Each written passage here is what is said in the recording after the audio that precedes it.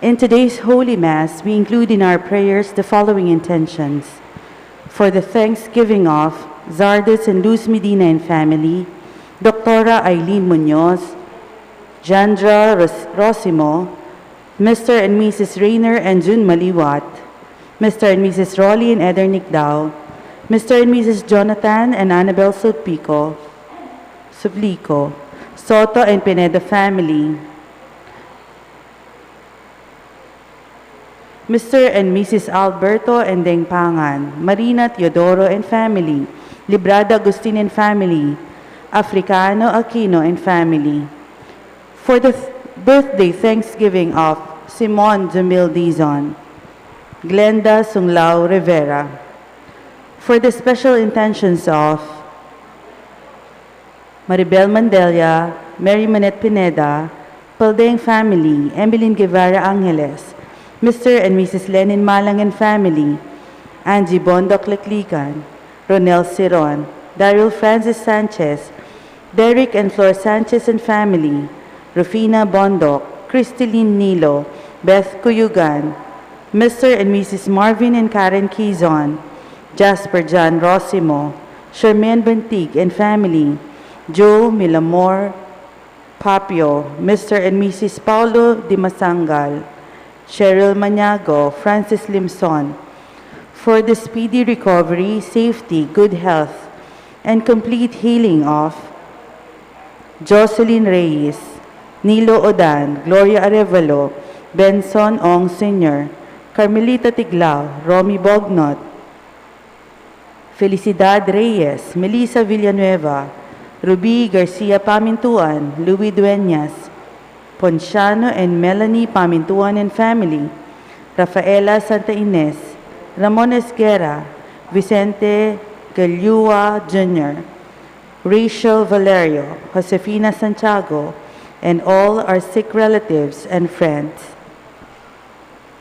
For the guidance and protection of the family of Annie Razon, family of Antonio and Josefina Guevara, and for the eternal repose of the souls of Norma, Marion Ocampo, Nancy Ocampo, Manuel Tongyo, Mark Louis Tongyo, Juanita Lagason, General Amado de Mata, Fernando Santos, Alvin Pineda, Freddy Gavano, Gloria, Primitiva Manalili, Asuncion Gonzalez, Nelson Garma, Reynante Sibug, Candida Cito La Chica, Ranulfo Havelosa Sr., Helen Honorio, Daniel Ason Jr., Alejandro Dizon, and all souls in purgatory.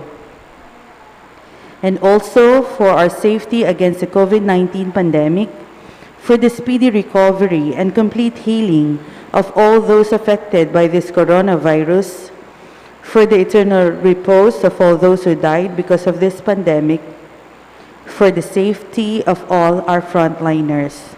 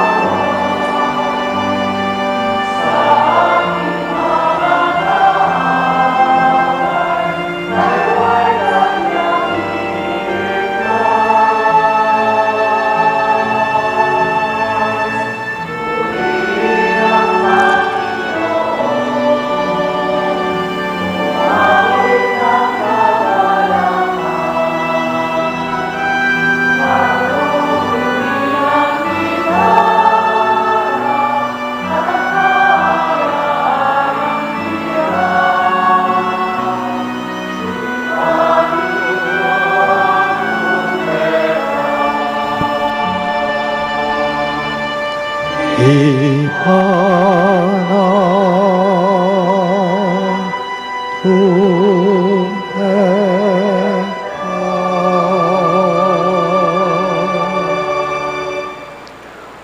one family, let us begin our celebration with our act of faith. In the name of the Father, and of the Son, and of the Holy Spirit. Amen. The grace of our Lord Jesus Christ, and the love of God, and the communion of the Holy Spirit be with you all. And with your spirit. My dear friends, to prepare ourselves to celebrate the sacred mysteries, let us call to mind our sins.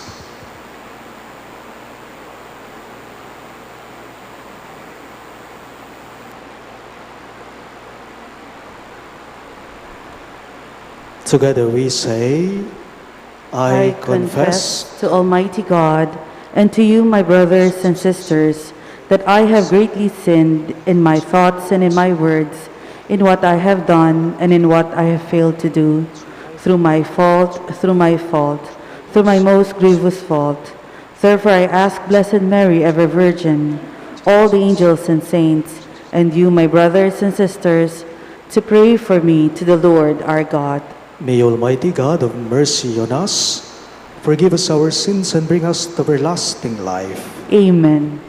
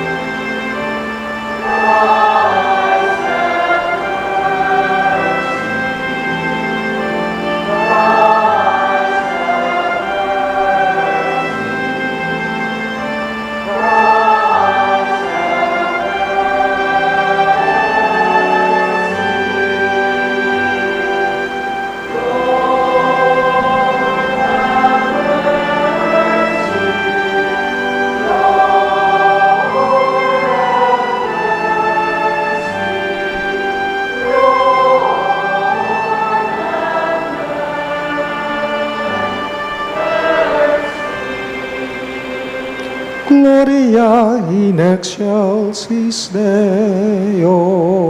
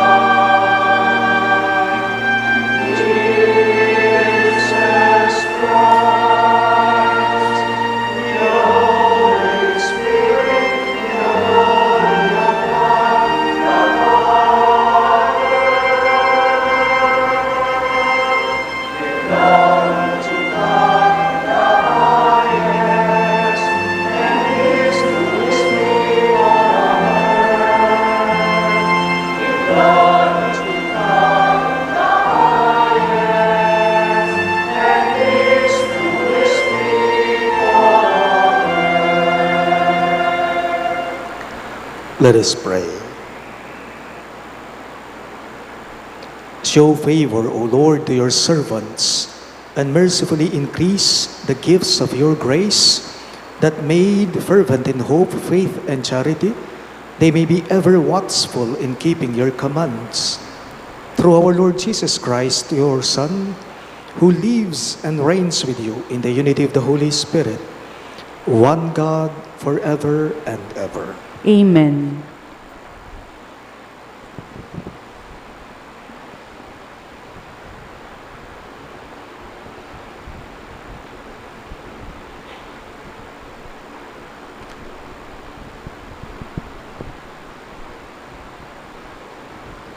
A reading from the book of the prophet Jeremiah. Woe to the shepherds who mislead and scatter the flock of my pasture, says the Lord. Therefore, thus says the Lord, the God of Israel, against the shepherds who shepherd my people. You have scattered my sheep and driven them away. You have not cared for them, but I will take care to punish your evil deeds. I myself will gather the remnant of my flock from all the lands to which I have driven them, and bring them back to their meadow. There they shall increase and multiply. I will appoint shepherds for them who will shepherd them, so that they need no longer fear and tremble, and none shall be missing, says the Lord.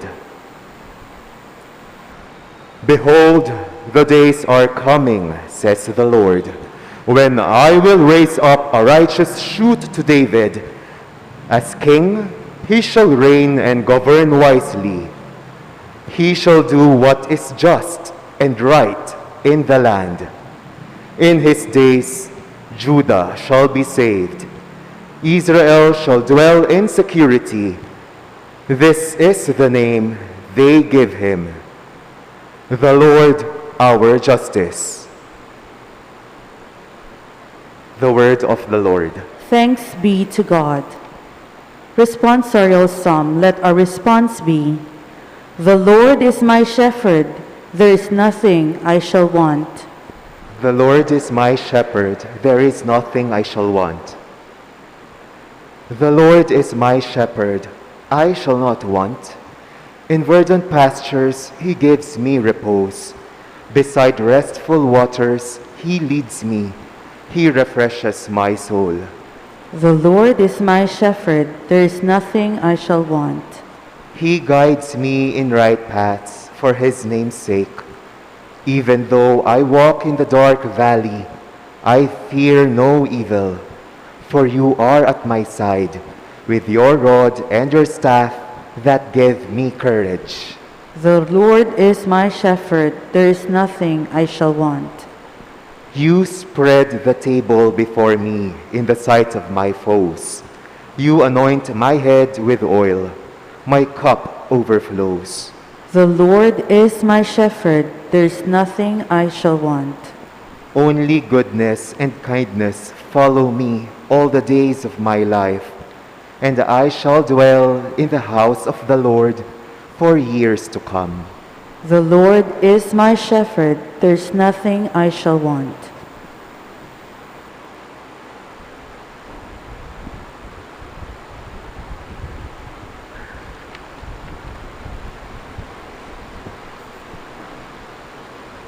A reading from the letter of St. Paul to the Ephesians. Brothers and sisters, in Christ Jesus, you who once were far off have become near by the blood of Christ. For he is our peace, he who made both one and broke down the dividing wall of enmity through his flesh, abolishing the law with its commandments and legal claims. that he might create in himself one new person in place of the two, thus establishing peace, and might reconcile both with God in one body through the cross, putting that enmity to death by it. He came and preached peace to you who were far off, and peace to those who were near. For through him we both have access in one Spirit to the Father. The word of the Lord.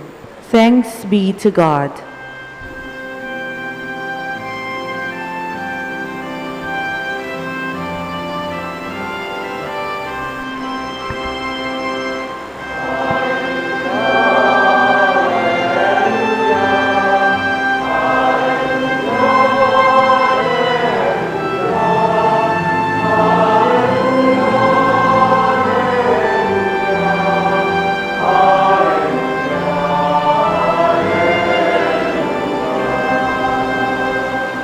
All together, my sheep hear my voice, says the Lord.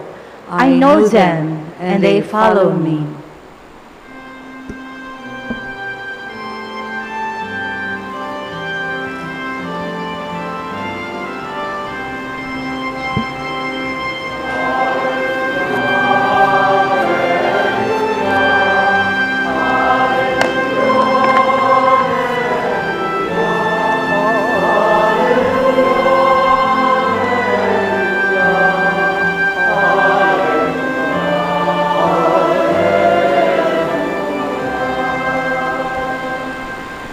The Lord be with you. And with your spirit. A reading from the Holy Gospel according to Saint Mark.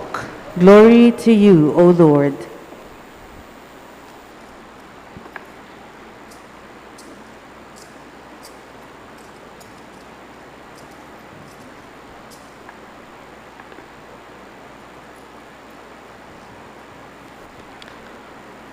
The apostles gathered together with Jesus and reported all they had done and taught. He said to them, "Come away by yourselves to a deserted place and rest a while." People were coming and going in great numbers, and they had no opportunity even to eat. So they went off in the boat by themselves to a deserted place. People saw them leaving, and many came to know about it. They hastened there on foot from all the towns and arrived at the place before them. When he disembarked and saw the vast crowd, his heart was moved with pity for them, for they were like sheep without a shepherd. And he began to teach them many things. Sisters and brothers in Christ, the good news of our salvation. Praise to you, Lord Jesus Christ.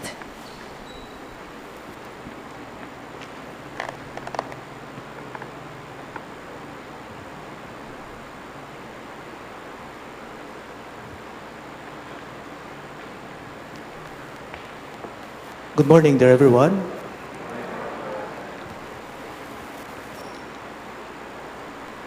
May karanasan po ako dito sa ating parokya, dito sa St. Jude, na hindi ko makakalimutan. Nangyari po ito bago pa man din ang pandemya. It happened before the pandemic po, this unforgettable experience of mine. Mayroon po kasing isang parokyano na pumunta dito sa parokya, sa convent, sa Paris convent natin, araw po ng Lunes. At nakikiusap po siya kung pwede ko daw pong bisitahin sa bahay ang magulang niya dahil po bedridden na, malubhana, at pinapa-anoint sana niya. Kaso may problema. Alam po ng mga kasama ko sa kumbento na bawal akong istorbuhin dahil po yung linggo ng gabi, iniinda ko na ang sakit ng paa ko. Nagkataon po, nakasumpong yung goutritis ko. Yung gout ko sa right foot ko at namamaga po yung dalawang daliri ko sa paa. Konting galaw ko lang, iniinda ko yung sakit. Masakit. Kahit paman din po siguro sa inyo, kayong mga may rayuma dyan, kayong may mga arthritis dyan or goutritis dyan, kapag ka sumumpong ito, masakit talaga. Kung minsan mapupuyat ka, hindi ka patutulugin ng gout na yan. Nakikiusap po itong parishioner dito sa St. Jude kung pwede kong puntahan ang parent niya na grabe na, bedridden na, malubha na talaga. Pinapa-anoint nila yung pamilya nila. Kinatok ako ng kasama ko sa convent. At pagkabukas ko po ng pinto ko sa kwarto ko, salubong yung kilay ko. Kasi ayaw kong magpahistorbo. Nakataas pa nga yung paa ko noon nung kausap ko siya. Pinagalitan ko siya. Pero pagkatapos po noon, sabi sa akin ng sakristan ko, Among, talagang gusto po kayong makausap, nakikiusap po, atin lapong palan niya. So ang ginawa ko, lumabas ako. Pilentod ko, tataginis ko niya mo, ing wanang kumbitis.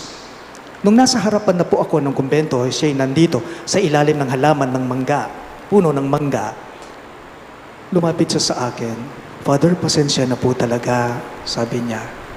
Kasi po, si nanay, malubha na po. Pwede po ba ninyong puntahan ngayon upang ma-anoint siya? Ewan ko lang, sa oras na yon kung sino ang nangangailangan ng anointing, kung ako o yung matanda. But to cut the long story short, kasi po hindi rin ako makapag-drive, right foot, yung sumumpong sa akin. So, nagdadala ng sasakyan, itong parishioner, sa akin na lang po kayo sumakay, Father, pasensya na po talaga, sabi niya. Kahit hindi ko kaya, kahit mabigat sa loob ko, ang ginawa ko, hayun. Sumama ako sa kanya at pinuntahan ko sa bahay yung matanda upang ma-anoint ko siya. You know what? I realized that the call to serve others, sometimes, it can come in the most inconvenient time. Sometimes it can really come in the most inconvenient time. Masarap sa pakiramdam kapag ka gusto mong gumawa ng mabuti sa iba.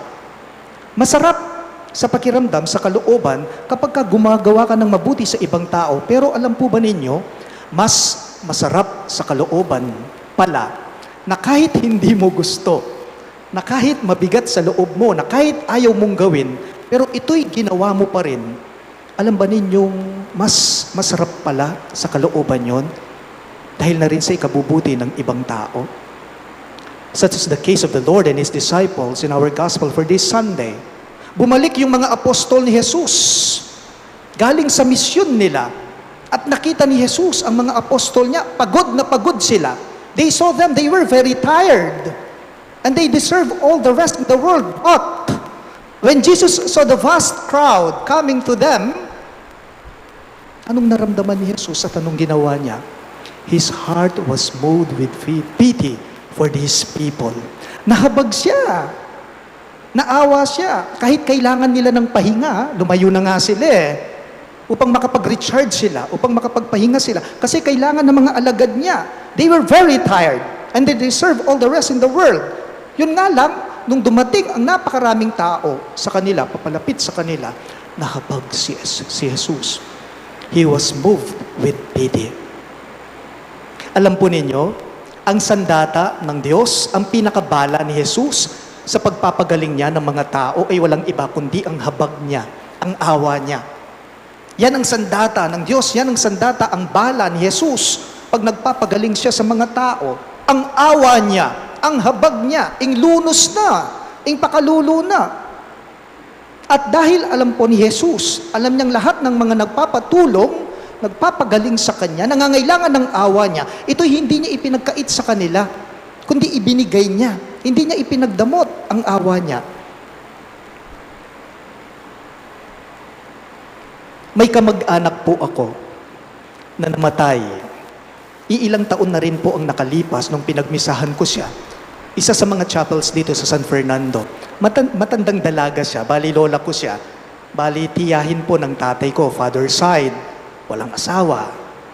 Ang nag-aalaga sa kanya, yung nakababatang kapatid ng tatay ko.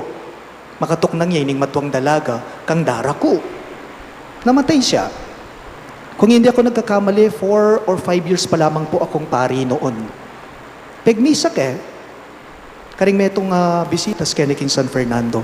Ako po kasi ugali ko na kapag bago ako magmisa sa patay, ang ginagawa ko talaga, didiretso muna ako sa kabaong ng patay at titingnan ko yung yumao at ibagdarasal ko siya, ibibless ko siya bago yung misa, yung Santa Misa. Pero nakakalungkot man pong sabihin sa inyo, laking gulat ko, may halong galit na rin po sa kalooban ko. Nung nakita ko yung itsura, yung mukha ng namatay sa kabaong niya. Naawa ako, bakit? Kasi ang sagwa ng pagkakaayos ng mukha niya. Ang sagwa. Walang awa sa patay.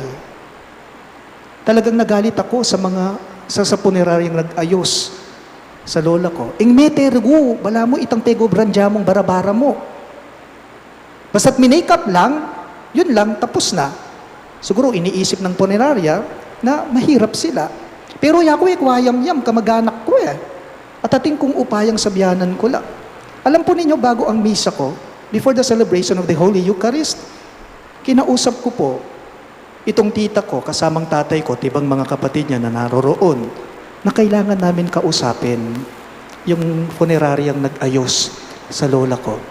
Dahil hindi po maganda yung pagkakaayos niya. In other words, what I saw right before my eyes, that very moment, are people who are not serious.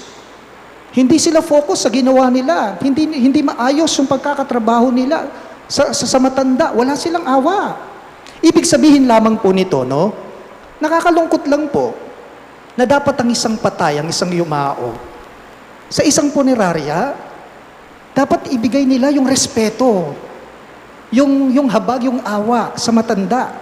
But they seem to cater money more than respect and mercy. They seem to cater money more than respect and mercy. Po respeto po lunos ingewara. Bala mo mas maulaga karelaking oras sa ita, ing panakitan da. Siguro uling kalulula mo, kalulu kami mo. Inabarabara da niya mong inayos, ining matuame. The point here is that, when the opportunity comes right before your eyes to do a noble thing, don't let it pass by you. Hindi yung ginagawa mo ang isang bagay na makakabuti sa ibang tao sa pagkakaalam mo, yung parang ginawa mo lang na ordinaryong trabaho lang. Kung minsan kasi ganyan tayo Ginagawa natin yung isang bagay dahil alam nating obligasyon lang. Pagkatapos mong ginawa, wala na, tapos na. Okay na, wala na kang pakialam pa. Pero mo po meto nga obligasyon. Ing pamipakayap at pamangawag mayap. Po? Mo po meto nga obligasyon. Ing pamipakayap at pamangawag mayap. It is not just an obligation. You know what? It is a mission. It is a vocation. Tulad po ni Jesus sa ating ebanghelyo ngayong linggong ito. Hindi lang masarap sa pakiramdam kapag ka nakagawa ka ng mabuti sa isang tao. Mas masarap pala sa kalooban kapag ka gumagawa ka ng mabuti sa isang tao, even in the most inconvenient space and time. Sana po lahat tayo, paalala lang po, kapag ka dumating po yung pagkakataon sa atin, o yung oportunidad sa atin na makakagawa na tayo ng kabutihan sa iba, kahit ano paman ang rason mo, kahit ano paman ang dahilan mo, kesyo pagod ka, kesyo busy ka, kesyo marami kang trabaho, marami kang ginagawa, kapag ka dumating yung pagkakataon sa atin na makakagawa na tayo ng mabuti sa iba, kahit na ano paman ang dahilan o rason mo, kahit na busy ka, it doesn't matter. Make the most of it. And do not forget mercy. Habag, lunos. Kapag ka ang awa, yung habag, wala sa atin sa paggawa natin ng mabuti sa ibang tao, kailanman hindi po natin mapapabuti ang kalagayan, ang pinagdaraanan o sitwasyon ng ibang tao. So, take it from the Lord of what He saw among these people who are sick, and His heart was moved with pity for them. Let us all be like our Lord. Let us all be merciful. Mercy will be your vehicle for having God's endless generosity. Mercy will be your vehicle for having God's endless generosity. Yan sana po ang wag nating kakalimutan. At sana ito ay mananatiling buhay sa ating mga kalooban. Kailanman hindi ka mawawalan o mauubusan ng kabutihan kapag ka ang habag, ang awa ang nagahari sa iyong kalooban. Kapilanman kakaubusan kayapan, nung inglunos ing pakalulo, yang manuknangan mimiral, kinggekang kapilubluban. Like the Lord, let us all be merciful in helping others, to be merciful and in extending our hands, our help to others. Remember that it's not just an obligation. It is a mission, a vocation. Please all rise. We now profess our faith. I believe in one God, the Father Almighty, maker of heaven and earth, of all things visible and invisible. I believe in one Lord Jesus Christ, the only begotten Son of God, born of the Father before all ages. God from God, light from light, true God from true God, begotten, not made, consubstantial with the Father. Through Him all things were made. For us men and for our salvation, He came down from heaven, and by the Holy Spirit was incarnate of the Virgin Mary and became man. For our sake He was crucified under Pontius Pilate. He suffered death and was buried, and rose again on the third day in accordance with the Scriptures. He ascended into heaven and seated at the right hand of the Father. He will come again in glory to judge the living and the dead, and His kingdom will have no end. I believe in the Holy Spirit, the Lord, the giver of life, who proceeds from the Father and the Son, who with the Father and the Son is adored and glorified, who has spoken through the prophets. I believe in one holy, Catholic, and Apostolic Church. I confess one baptism for the forgiveness of sins, and I look forward to the resurrection of the dead and the life of the world to come. Amen. My dear friends, let us pray to the Heavenly Father that we may become like Jesus, faithful sheep and loving shepherds to one another. In every petition you shall respond, Lord, hear our prayer. All of us, please. Lord, hear our prayer. May the Church remain a family of vigilant shepherds against false shepherds who lead people astray from God's fold, we pray. Lord, hear our prayer. May all religious and civil leaders imitate the shepherdship of Christ. May they advocate the welfare of those put under their care by upholding primarily the dignity of the latter at all times, we pray. Lord, hear our prayer. May we, your sheep, amidst the myriads of alluring voices in the world, listen attentively to your voice. Through informed and well-founded discernment, we pray. Lord, hear our prayer. May those who have gone ahead of us enter the ever-abundant pastures of your eternal paradise, we pray. Lord, hear our prayer.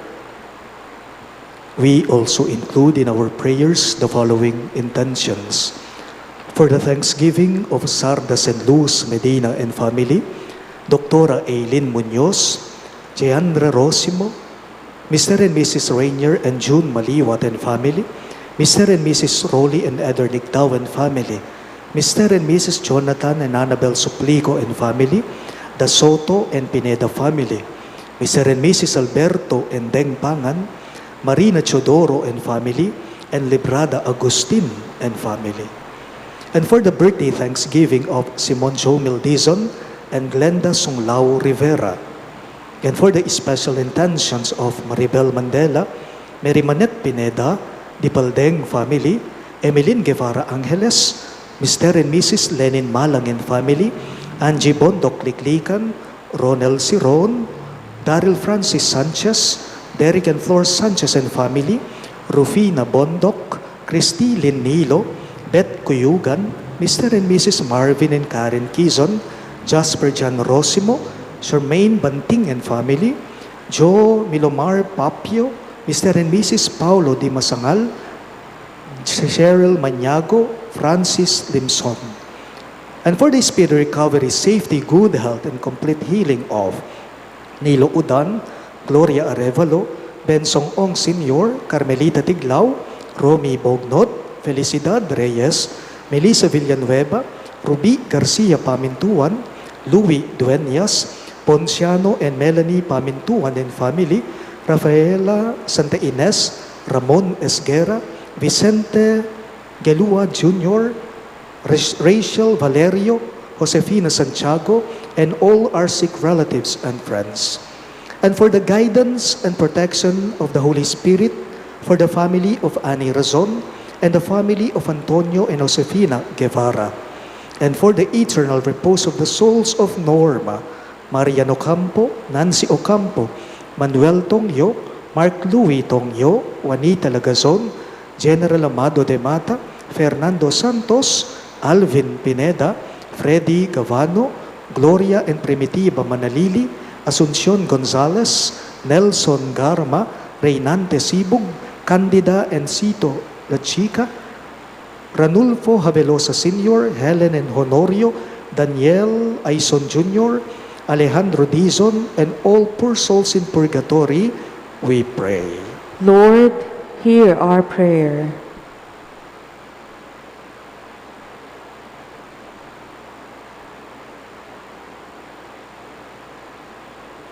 Eternal Father, listen to our humble pleas. Help us become more and more like Jesus, the Good Shepherd and the faithful Lamb of God. We ask this through Christ our Lord. Amen.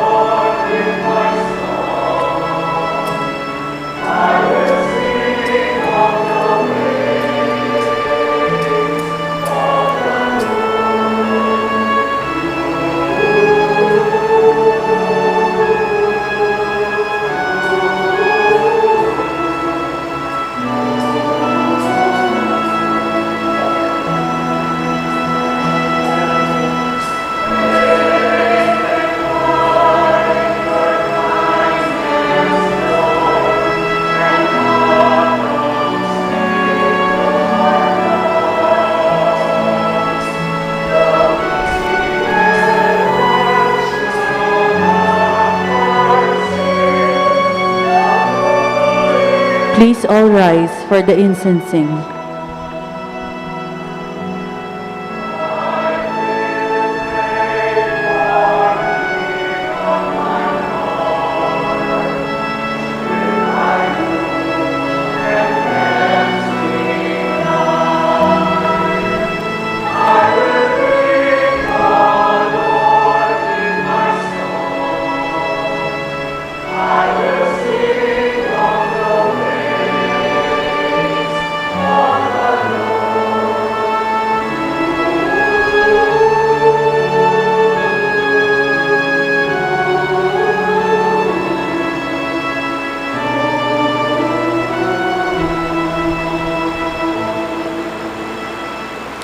Pray, my dear friends, that my and your sacrifice may be acceptable to God, the Almighty Father. May the Lord accept the sacrifice at your hands for the praise and glory of his name, for our good and the good of all his holy church. O God, who in the one perfect sacrifice brought to completion varied offerings of the law, accept, we pray, this sacrifice from your faithful servants, and make it holy as you bless the gifts of Abel, so that what it has offered to the honor of your majesty may benefit the salvation of all. We ask this through Christ our Lord. Amen. The Lord be with you. And with your spirit, Lift up your hearts. we lift them up to the Lord. Let us give thanks to the Lord our God. It is right and just. It is truly right and just, our duty and our salvation, always and everywhere to give you thanks, Lord, Holy Father, Almighty and Eternal God, through Christ our Lord.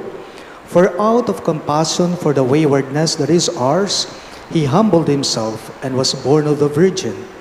By the passion of the cross, he freed us from unending death, and by rising from the dead, he gave us life eternal.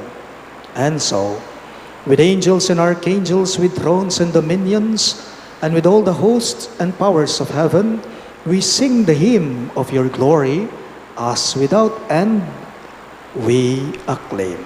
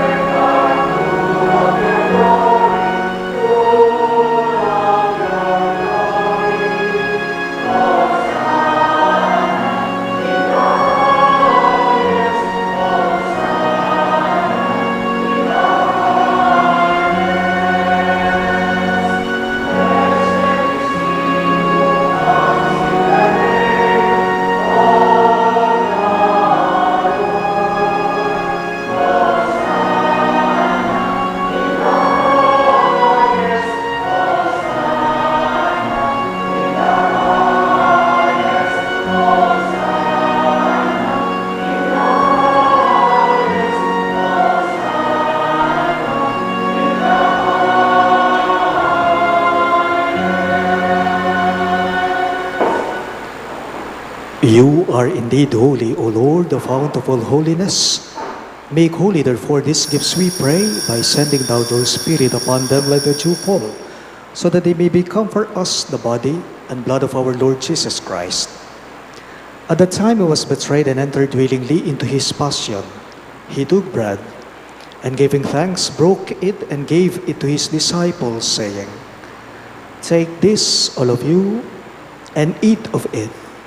For this is my body, which will be given up for you."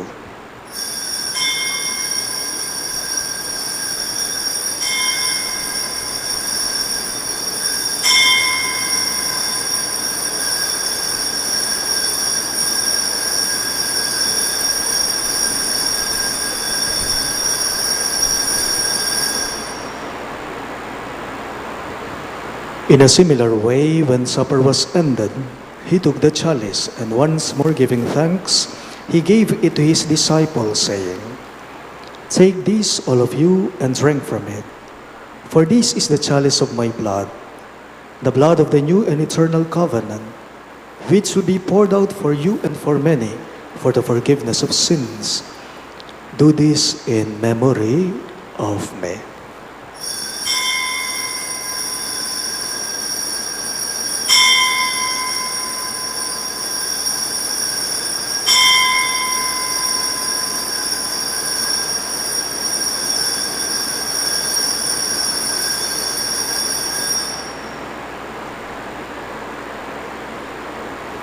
The mystery of faith.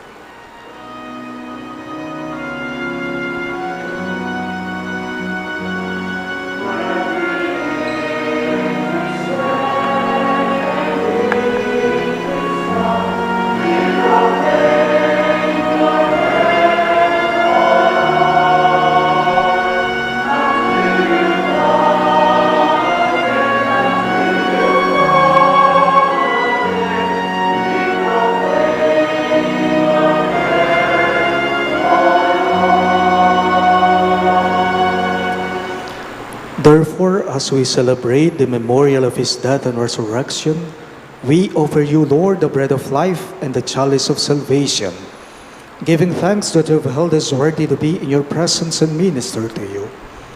Humbly we pray that partaking of the body and blood of Christ, we may be gathered into one by the Holy Spirit. Remember, Lord, your church spread throughout the world and bring her to the fullness of charity, together with Francis, our Pope, Florentino, our Bishop, Paciano, our Bishop Emeritus, and all the clergy. Remember also our brothers and sisters who have fallen asleep in the hope of the resurrection, especially Norma and Alvin, and all who have died in your mercy. Welcome them into the light of your face. Have mercy on us all, we pray, that with the Blessed Virgin Mary, Mother of God, with Saint Joseph, her most chaste spouse, with the blessed apostles, Saint Jude Thaddeus, our patron saint, and all the saints who have pleased you throughout the ages, we may merit to be co-heirs to eternal life, and may praise and glorify you through your Son, Jesus Christ.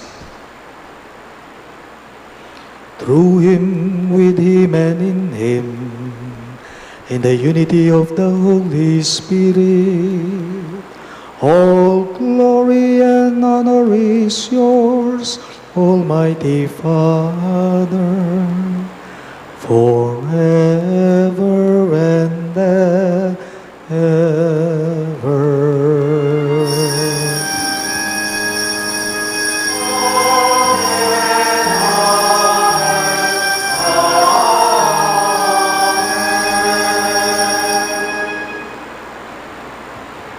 Our merciful Lord taught us to call God our Father, so we have the courage to say,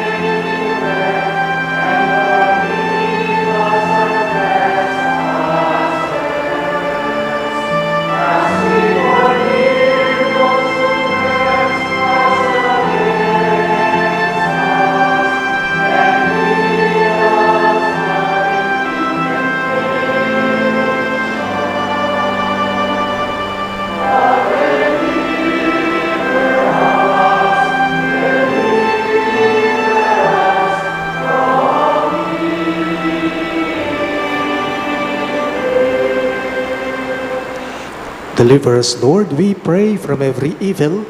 Graciously grant peace in our days, that by the help of your mercy, we may be always free from sin and safe from all distress, as we await the blessed hope and the coming of our Savior, Jesus Christ.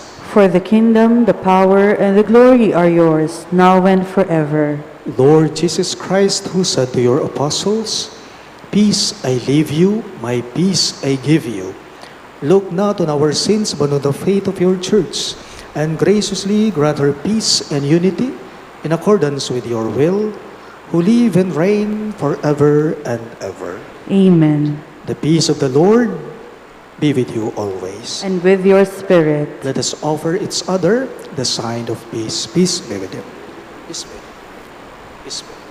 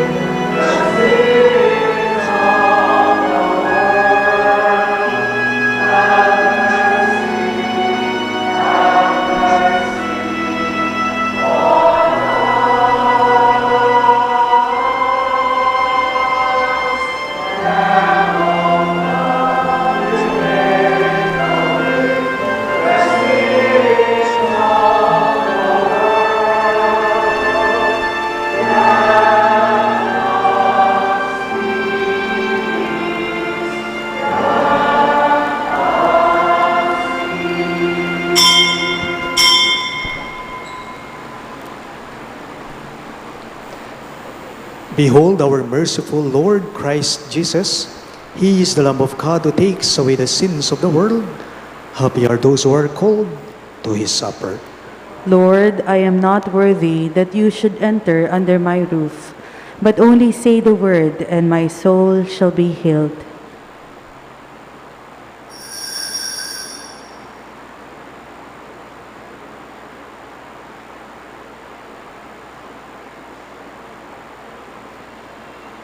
The body of Christ. Amen.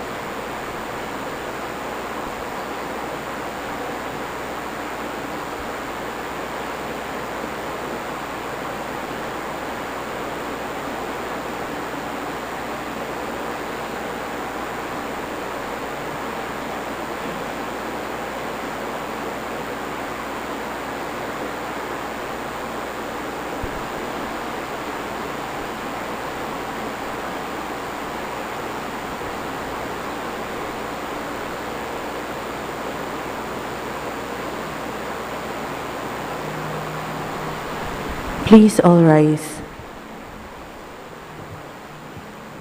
Let us pray.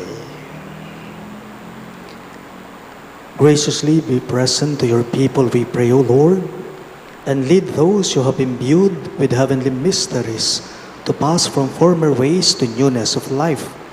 We ask this through Christ our Lord. Amen. Please be seated for the announcement.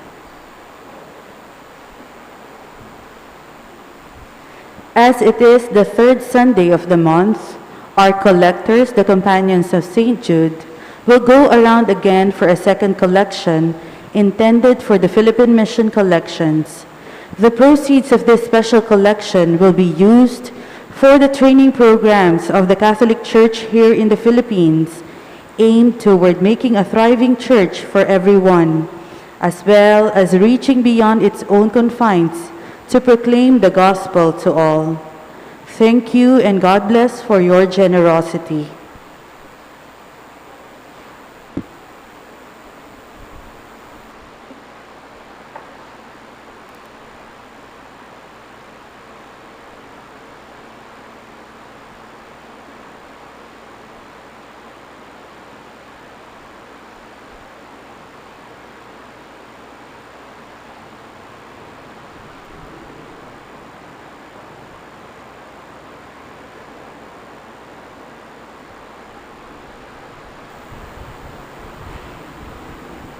We all kneel for the Oratio Imperata.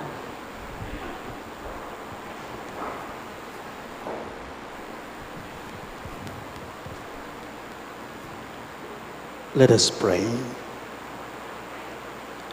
Merciful and compassionate Father, we come to you in our need to seek your protection against the COVID-19 virus that has disturbed and even claimed lives. We ask you now to look upon us with love and by your healing hand, dispel the fear of sickness and death, restore our hope, and strengthen our faith.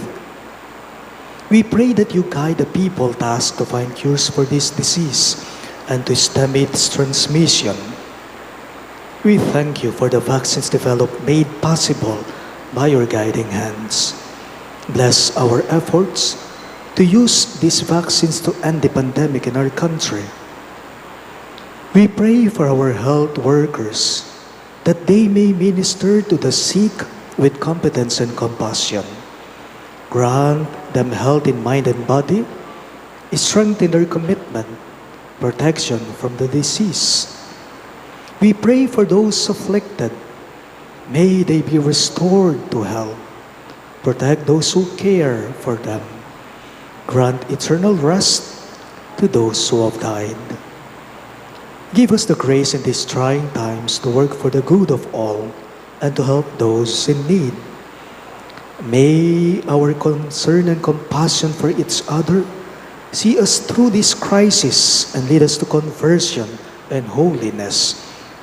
Grant all this through our Lord Jesus Christ, your Son, who lives and reigns with you in the unity of the Holy Spirit, God, forever and ever. Amen. We fly to your protection, Holy Mother of God. Do not despise our petition in our necessities, but deliver us always from all dangers, O glorious and blessed Virgin. Amen. Virgen de los Remedios, health of the sick, Pray for us. Saint Joseph, Pray for us. Saint Raphael the Archangel, Pray for us. Saint Jude Thaddeus, Pray for us. Saint Roque, Pray for us. Saint Lorenzo Ruiz, Pray for us. Saint Pedro Calungsod, Pray for us. Santo Cristo del Perdón. Have mercy on us.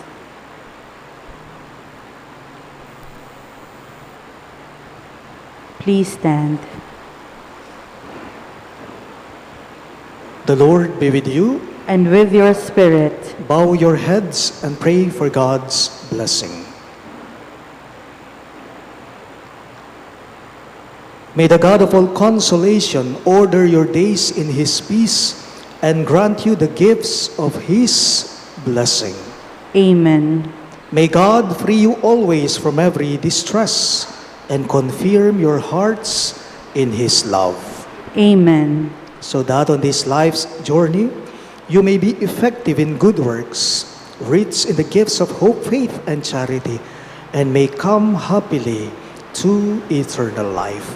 Amen. And may the Almighty God bless you, the Father, and the Son, and the Holy Spirit. Amen. The Mass is ended, and our mission begins. Thanks be to God.